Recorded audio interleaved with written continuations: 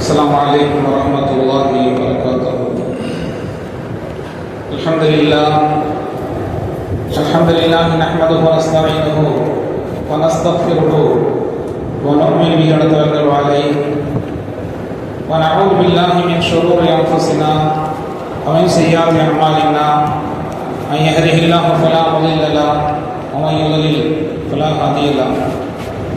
ونشهد أن لا إله إلا الله وحده لا شريك له ونشهد أن سيدنا محمدا عبده ورسوله صلى الله على سيدنا محمد وآله الأبرار وأصحابه الأخيار وأزواجه الطيبات الطاهرات.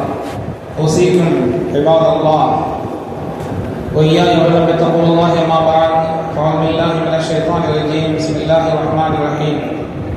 يا أيها الذين آمنوا قوا أنفسكم وأهليكم نارا.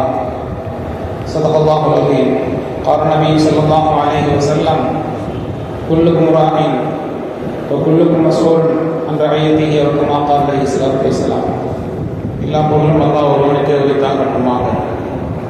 ஸலாத்தும் சாந்தியும் நம் இரண்டு மேலான கண்மணி முஹம்மது ரசூலுல்லாஹி ஸல்லல்லாஹு அலைஹி வஸல்லம் அவர்கள் மீதிலும், அவர்களை பின்பற்றிய சத்திய சஹாபாக்கள், தாபிஈன்கள், தபா தாபிஈன்கள், இறைநேசர்கள், குறிப்பாக இங்கே அமர்ந்திருக்கக்கூடிய நம்மவர்கள் அனைவர்கள் மீதிலும் என்றென்றும் உண்டாகட்டுமாக. ஆமீன் யா ரப்பல் ஆலமீன்.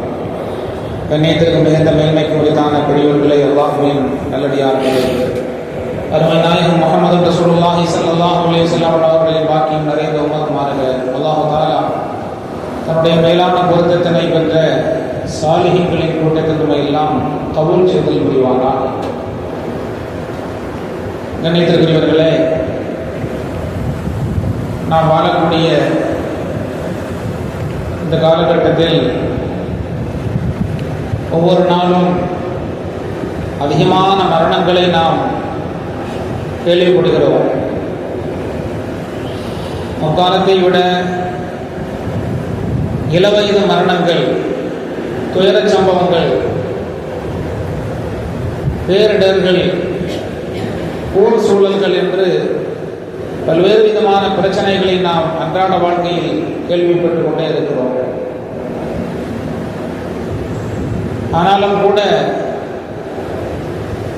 இளவயது மரணங்கள், நேற்று நம்மோடு ஆரோக்கியமாக இருந்தவர்கள் சற்றென்று ஆரோக்கியம் குன்றி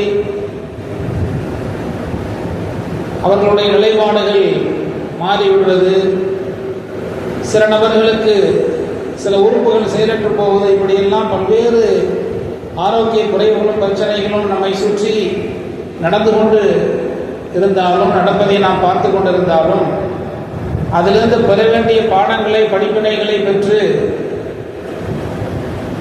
நம்முடைய வறுமை வாழ்க்கைக்காக வேண்டி நம்மை நாம் எந்த அளவுக்கு சித்தப்படுத்தி வைத்திருக்கிறோம் என்பதையெல்லாம் நமக்கு நாமே சுய பரிசோதனை செய்து கொள்ள வேண்டிய காலகட்டத்தில் நாம் இருக்கிறோம்.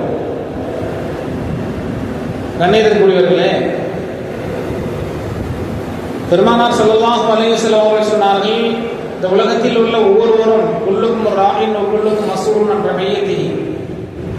உலகத்தில் ஒவ்வொருவரும் மேய்ப்பர்கள், பொறுப்புதாரிகள். அவர்களுக்கென்று கொடுக்கப்பட்ட பொறுப்பை பற்றி அவர்கள் நிச்சயமாக கேள்வி கணக்குக்கு உட்படுத்தப்படுவார்கள் மறுமை நாளில். ஒரு குடும்ப தலைவராக இருக்கட்டும், ஒரு ஊருடைய தலைவராக இருக்கட்டும், ஒரு நாட்டின் தலைவராக இருக்கட்டும், ஒரு சமுதாய தலைவராக, அவர் கடைக்கோடியிலே உள்ளவராக இருந்தாலும் சரி, ஆக உச்சமான ஒரு நிலையிலே உள்ள ஒரு பெருந்தலைவராக இருந்தாலும் சரி, எல்லோருக்குமான கேள்விகள், பொறுப்புகள் இருக்கிறது. அவர்களுக்கான கேள்வி அல்லாஹ்விடத்திலே இருக்கிறது. இந்த விஷயத்தை சஹாபாக்கள், பெருமானார் ஸல்லல்லாஹு அலைஹி வஸல்லம் அவர்களுடைய பாசறையிலே வளர்ந்தவர்கள் ஒவ்வொரு நாளும் அதை தங்களுடைய ஆள் மனதிலே பதிய வைத்து வாழ்ந்து கொண்டு வந்தார்கள். உமர் இப்னு கத்தாப் ரலியல்லாஹு தஆலா அவர்களுடைய ஆட்சி காலத்தில் ஜனாதிபதியாக உமர் ரலியல்லாஹு தஆலா அவர்கள் ஆட்சி பொறுப்பில் இருக்கிறார்கள். மதீனாவுக்கு ஒரு வியாபார கூட்டம் ஒன்று வந்து தங்கியிருக்கிறது. இரவு நேரம் மதீனாவுக்கு வியாபார கூட்டம் வந்திருக்கிறது. இரவு நேரத்திலே அவர்கள் தங்கியிருக்கிறார்கள். வெளியூரில் உள்ளவர்கள், அவர்களை பாதுகாக்க வேண்டும். ஜனாதிபதி உமர் ரலியல்லாஹு தஆலா அவர்கள் அப்துர் ரஹ்மான் பின் அவுஃப் ரலியல்லாஹு அன்ஹு அவர்களை அழைத்து, இரவு நேரத்தில் அவர்களை நாம் பாதுகாக்க வேண்டிய ஒரு சூழல் இருக்கிறது. பகல் நேரம் என்று சொன்னால் பிரச்சனை இல்லை, இரவு நேரம் அவர்களுடைய பாதுகாப்பை நாம் உறுதி செய்ய வேண்டும், அவர்களுக்கு நாம் அடைக்கலம் தர வேண்டும் என்று அப்துல் ரஹ்மான் பின் அவுஃப் ரலியல்லாஹு தஆலா அன்ஹு அவர்களை அழைத்து நாம் இருவரும், ஜனாதிபதி உமர் ரலியல்லாஹு அன்ஹு அவர்களும் அருமை தோழர் உமர் ரலியல்லாஹு தஆலா அவருடைய தோழர் சஹாபி அப்துல் ரஹ்மான் பின் அவுஃப் ரலியல்லாஹு அன்ஹு அவர்களும் 2 பேரும் பாதுகாப்பில் இருக்கிறார்கள். அந்த வியாபார கூட்டத்திற்கு எந்த ஆபத்தும், திருட்டு பிரச்சனையோ வேறு ஏதாவது ஒரு ஆபத்தான சூழல் வந்துவிடக்கூடாது என்று இரவிலே ஒரு பகுதி நேரம் கழிகிறது. ஒரு குழந்தையினுடைய அழுகுரல் கேட்கிறது. சப்தமிட்டு ஒரு குழந்தை அழக்கூடிய குரல் உமர் ரலியல்லாஹு தஆலா அவர்களை இருக்க விடவில்லை. அந்த குழந்தையினுடைய அழுகுரல் எங்கே கேட்டதோ அங்கே அந்த திசையை நோக்கி சென்று உமர் இப்னு கத்தாப் ரலியல்லாஹு தஆலா அவர்கள் அவருடைய தாயை அழைத்து, ஏனம்மா உன்னுடைய குழந்தை அழுகிறது என்று கேட்டார்கள். ஏதோ ஒரு பதிலை சொல்லி அந்த அம்மையார் அனுப்பிவிட்டார்கள். கொஞ்ச நேரம் கழிக்கிறது, மீண்டுமாக 2வது முறையாக அழுகுரல் கேட்கிறது. மனம் கேட்கவில்லை, தூங்குவதற்கு மனம் வரவில்லை உமர் ரலியல்லாஹு தஆலா அவர்களுக்கு. கொஞ்சம் கூட அவர்களுக்கு சாதாரணமாக இருக்க முடியவில்லை. உடனே அந்த குரல் வந்த திசையை நோக்கி சென்றார்கள். ஏன் அழுகிறது குழந்தையினை அழ வைத்துக் கொண்டிருக்கிறாய், தாக்காட்டவில்லையா என்று. அந்த அம்மா உமர் ரலியல்லாஹு தஆலா அவர்களை பார்த்து, உங்களுக்குலாம் தூக்கம் வரலையா, நீங்க தூங்கல, நீ ஏன் சிரமப்படுறீங்க என்று அந்த அம்மையார் பதில் கேள்வி கேட்கிறார்கள். மீண்டுமாக உமர் ரலியல்லாஹு தஆலா அவர்கள் தங்களுடைய இடம் நோக்கி சென்று கொஞ்சம் அமைதியாக இருக்கிறார்கள். மீண்டுமாக 3வது முறை குழந்தையினுடைய அழுகுரல் ஓங்கி ஒலிக்கிறது. 3வது முறை கேட்டார்கள். அப்போதும் சரியான முறையிலே பதில் இல்லை. 4வது முறையாக உமர் ரலியல்லாஹு தஆலா அவர்களால் தாங்க இயலவில்லை. குழந்தையினுடைய குரல் ஓங்காரமான முறையிலே அழுகுரல் ஒலித்துக் கொண்டே இருக்கிறது, தாங்க முடியவில்லை. சென்று கேட்டார்கள், ஏன் இவ்வாறு, நீ ஒரு கெட்ட தாய் என்று சொன்னார்கள். அராக்கி உம்மசு, ஒரு கெட்ட தாயாக நான் உன்னை பார்க்கிறேன். நீண்ட நடி நேரமாக ஒரு குழந்தை அழுது கொண்டிருக்கிறது, நீ எல்லாம் என்ன தாய் என்பதை போன்று அந்த குழந்தைக்கு செய்ய வேண்டிய கடமைகளை, அந்த குழந்தைக்கு எப்படி அந்த குழந்தையை ஆற்றுப்படுத்த வேண்டுமோ அவ்வாறான விஷயத்தில் ஈடுபடாமல் என்ன செய்து கொண்டிருக்கிறாய் என்று கேட்டார்கள். நான் பால் குடி மரக்காட்டி கொண்டிருக்கிறேன் என்று அந்த அம்மையார் பதில் சொன்னார்கள் உமர் ரலியல்லாஹு தஆலா அவர்களுக்கு. பால்குடி மரக்க அடிக்க வேண்டும் என்று சொன்னால் கிட்டத்தட்ட அல்லாஹ் குர்ஆனில் சொல்கிறான், வாலிதாத்து யுர்திஅன அவ்லாதஹுன்ன ஹவ்லைனி காமிலைன், 2 வருஷ காலம் பால் தர வேண்டும் தாய்மார்கள். உன்னுடைய குழந்தைக்கு எத்தனை வயதாகிறது, எத்தனை மாதங்கள் ஆகிறது என்று கேட்டபோது அந்த பெண்மணி பதில் சொன்னார்கள், 7 மாத காலம் தான் என்று. 7 மாதத்தில் ஏன் பால்குடியை மறக்கடிக்க வேண்டும்? 2 வருடம் பால் குடிக்க வேண்டும் அல்லவா? 2 வருடம் அல்லவா குழந்தைக்கு பால் கொடுக்க வேண்டும்? அதுவல்லவா சரியான அணுகுமுறை. குர்ஆன் அவ்வாறல்லவா சொல்கிறது. நீ எதற்காக வேண்டி 7 மாதத்திலே பால் குடியை மறக்கடிக்க வேண்டும் என்று நினைக்கிறாய்? அந்த அம்மா சொன்ன பதில் தான் உமர் ரலியல்லாஹு தஆலா அவர்களுக்கு அவருடைய உள்ளத்தை எல்லாம் பதற வைத்து விட்டது. பால்குடி மறந்த குழந்தைக்குத்தான் இந்த அரசாங்கம் உதவித்தொகை தருகிறது. பால்குடி மறக்கடிக்கப்பட்ட குழந்தைகளுக்குத்தான் அரசு உதவி கிடைக்கும். அதனால் என்னுடைய பிள்ளைக்கு 7 மாதங்கள் தான் ஆகிறது, 2 வருட காலம் பால் கொடுக்க வேண்டும் தான். ஆனால் பால்குடி மறந்த பிள்ளைக்குத்தான், நிப்பாட்டப்பட்ட பிள்ளைக்குத்தான் அரசு மானியம் கிடைக்கும், உதவி கிடைக்கும். எனவே நான் அவ்வாறு செய்கிறேன் என்ற போது உமர் ரலியல்லாஹு தஆலா அவர்கள், நீ அவசரப்பட்டு விடாதே, நீ அவசரப்படாதே என்று அந்த பெண்மணியை அழைத்து சொன்னார்கள். சொல்லிவிட்டு மிகப்பெரிய ஒரு மனவேதனை அடைந்தார்கள். உமரே, எத்தனை குழந்தைகளை நீ கொன்று விட்டாய் என்று தனக்குத்தானே கேட்டுக்கொண்டார்கள். இவ்வாறு அனைத்து குழந்தைக்கும் உதவி என்று சொல்லியிருந்தால் இது மாதிரியான நிலை ஏற்பட்டிருக்குமா? பால்குடி மறந்த பிள்ளைகளுக்கு மாத்திரம்தான், பால்குடி நிப்பாட்டப்பட்ட பிள்ளைகளுக்கு தான் அரசு உதவி என்று நீ கூறியதால் அல்லவா இவ்வாறான நிலை ஏற்பட்டிருக்கிறது. இப்படி எத்தனை குழந்தைகள் பசியால் வாடி இருக்கும், எத்தனை குழந்தைகளை நீ கொண்டு இருப்பாய் என்று தங்களுக்கு தாங்களே மிகுந்த மன கஷ்டத்தோடு கேள்வி கேட்டுக்கொண்டார்கள். நீ அவசரப்பட்டு விடாதே, அவசரப்பட்டு நீ பால்குடியை மறக்கடித்து விட வேண்டாம் என்று கூறிவிட்டு அன்றைய ஃபஜ்ரை தொழுகைத்தார்கள் உமர் ரலியல்லாஹு தஆலா அவர்கள். ஃபஜ்ர் தொழுகையை நடத்திவிட்டு அந்த குழந்தையினுடைய அழுகுரல் நிற்கவே இல்லை. அவர்கள் என்ன ஓதினார்கள் தொழுகையில் என்பதை மக்கள் விளங்க முடியாத அளவுக்கு அந்த குழந்தையினுடைய குரல் ஒலித்துக் கொண்டிருந்தது, அழுகை சத்தம் கேட்டுக்கொண்டே இருந்தது. இறுதியிலே எல்லா குழந்தைக்கும், பால்குடி மறந்த பிள்ளைக்கும், பால்குடி நிப்பாட்டப்படாத பிள்ளைக்கும், எல்லா குழந்தைகளுக்கும் அரசு உதவித்தொகை உண்டு என்று அறிவிப்பு செய்தார்கள். அல்லாஹ்விடத்திலே, யா அல்லாஹ், எனக்கு தௌபா உண்டுமா, என்னை நீ மன்னிப்பாயா என்று அல்லாஹ்விடத்திலே மன்றாடினார்கள். நீதத்திற்கு இலக்கணமாக இருந்த இந்த உலக வாழ்க்கையில் இன்றைக்கு வரை இந்த உலகத்தில் பேசப்படக்கூடிய நீதத்திற்கு இலக்கணமாக இருந்த உமர் ரலியல்லாஹு தஆலா அவர்கள், எனக்கெல்லாம் மன்னிப்பு கிடைக்குமா என்றார்கள். நான் செய்ய வேண்டிய கடமைகளையும் கடப்பாடுகளையும் பொறுப்பையும் சரியாக செய்தேனா, தவறு செய்து விட்டேனோ என்று. கண்ணியத்திற்குரியவர்களே, பெருமானார் ஸல்லல்லாஹு அலைஹி சொன்னார்கள், எல்லோரும் பொறுப்பாளிகள்.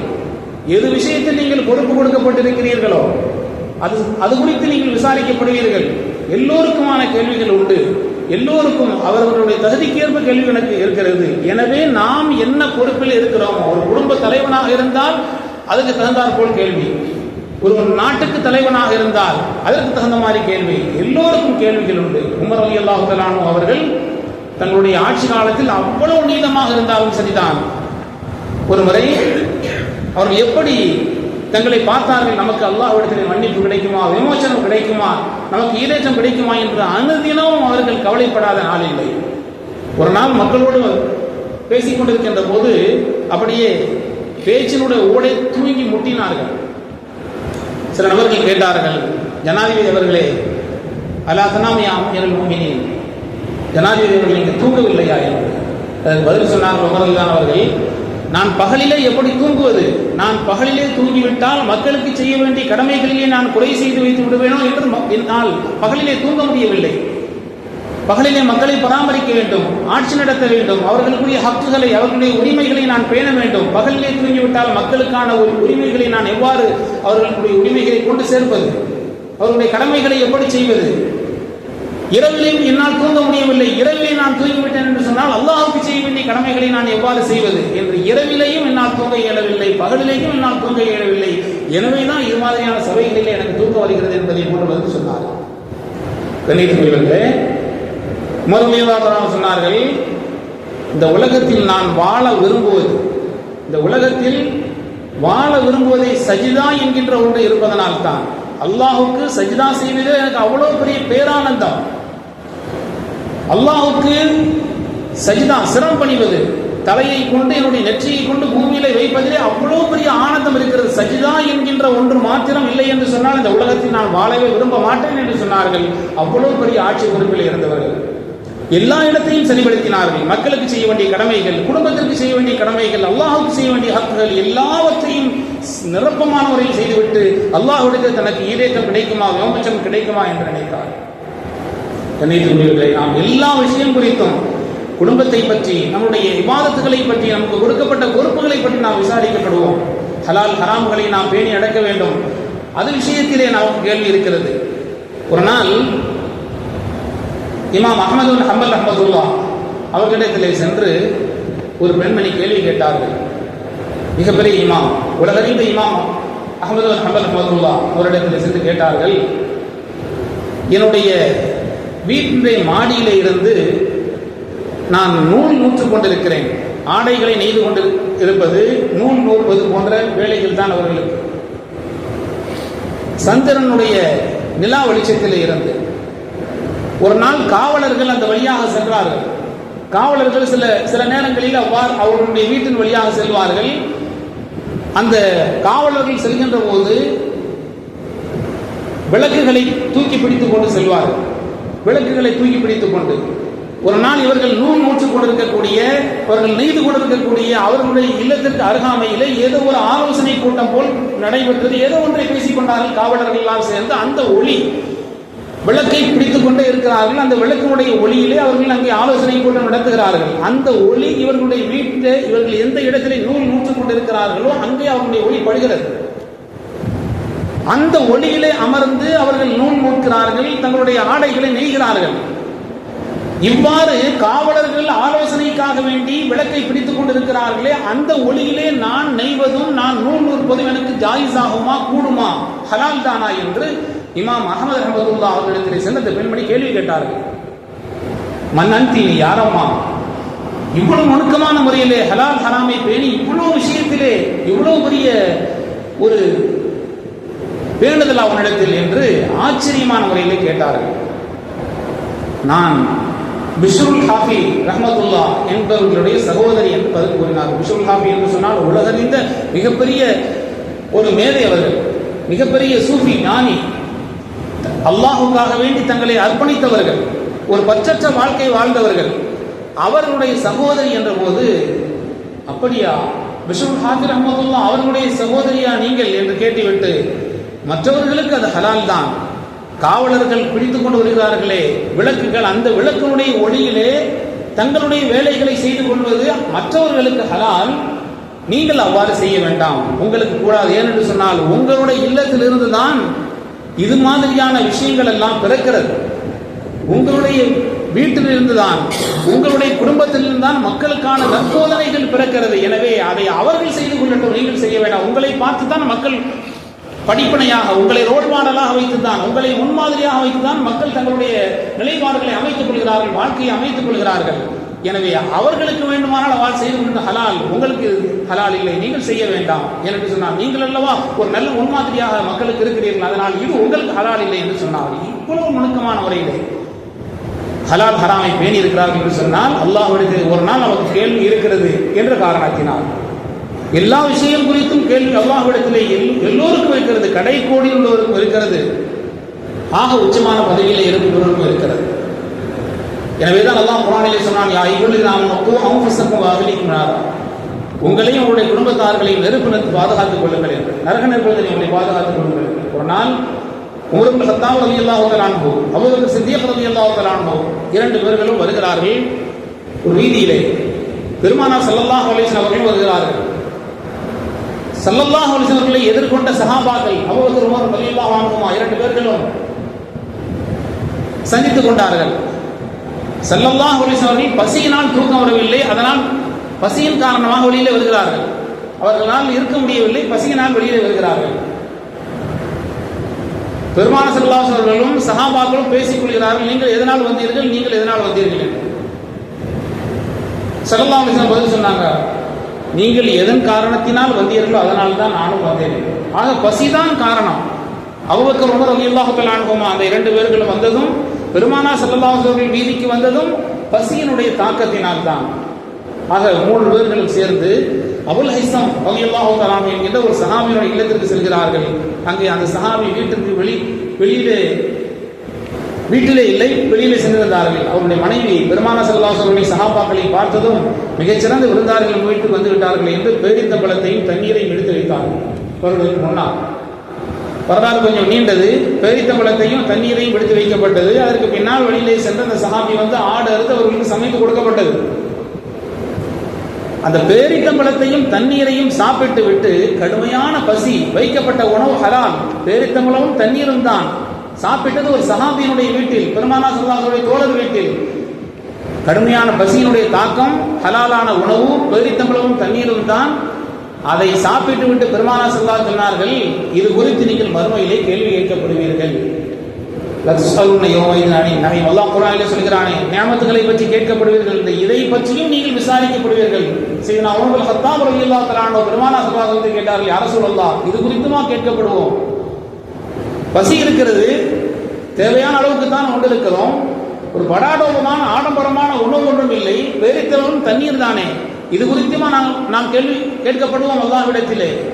வாள் நம்முடைய பிடரியிலே வாள் தொங்கவிடப்பட்டிருக்கிறது, அதாவது போர் சூழலில் இருக்கிறோம். அல்லாஹ்வுடைய கலிமாவை உயர்வுபடுத்துவதற்காக வேண்டி, ஈமானுக்காக வேண்டி, ஈமானை நிலைநாட்டுவதற்காக வேண்டி, இஸ்லாத்தை நிலைநிறுத்துவதற்காக வேண்டி நாம் காலமெல்லாம் ஒவ்வொரு வினாடியும் போராடி கொண்டிருக்கிறோம். ஒவ்வொரு வினாடியும் அல்லாஹுக்காக வேண்டி நாம் நம்மை செலவழித்துக் கொண்டிருக்கிறோம். வாளை நம்முடைய கழுத்திலேயே தொங்கவிட்டுக் கொண்டு இருக்கிறோம். இப்படிப்பட்ட சூழ்நிலையில் நாம் பசியினால் வாடுகிறோம். சாதாரணமான உணவு தான், பேரித்தம்பழம் தண்ணீர் தான், இதற்குமா கேள்வி கேட்கப்படும்? பெருமானார் ஸல்லல்லாஹு அலைஹி வஸல்லம் நிச்சயமாக இது குறித்தும் அல்லாஹ் கேள்வி கேட்பான் என்று ஸல்லல்லாஹு அலைஹி வஸல்லம் சஹாபாக்கள் குறைத்தார்கள். சஹாபாக்களுக்கு சொன்னதன் வழியாக ஒட்டுமொத்த உலக மக்களுக்கு சொன்னார்கள், இந்த விஷயத்திற்கே கேள்வி என்று சொன்னால் ஒரு மற்ற விஷயங்கள் எல்லாம் எந்த அளவுக்கு அல்லாஹ் கேள்வி கேட்பான். எனவே வாழ்க்கையிலே ஒவ்வொருவரும் பொறுப்புதாரிகள். நம்முடைய பொறுப்பை குறித்து நாம் என்ன பொறுப்பு, என்ன நோக்கத்திற்காக வேண்டி நாம் அனுப்பப்பட்டிருக்கிறோமோ, எந்த பொறுப்பு கொடுக்கப்பட்டிருக்கிறோமோ, எது விஷயத்தில் நாம் ஈடுபடுத்தப்பட்டிருக்கிறோமோ, அது குறித்து அல்லாஹ்விடத்திலே மறுமை நாளிலே அல்லாஹ்வுடைய தர்பாரிலே கேள்வி கணக்கு இருக்கிறது. கணிதக்குள். எனவே நாம் அதை மனதிலே சதா காலம் மனதிலே நிறுத்தி நாம் வாழ வேண்டும். வாழ்ந்தோம் என்று சொன்னால் வாழ வேண்டும். அவ்வாறு வாழ்ந்தோம் என்று சொன்னால் இவ்வுலக வாழ்க்கை மறுமைய வாழ்க்கை நமக்கு வெற்றி என்பதில் ஐயமில்லை. அல்லாஹு தாலா பேணுதல் மிக்க ஒரு வாழ்க்கை நம் அனைவருக்கும் நசீபாக்குவானாக என்ற நல்ல துஆக்களோடு என்னுடைய வார்த்தையை நிறைவு செய்கிறேன். வாசல் தர்வானா அல்ஹம்துலில்லாஹி ரப்பில் ஆலமீன். அஸ்ஸலாமு அலைக்கும் வரஹ்மத்துல்லாஹி வபரகாத்துஹு.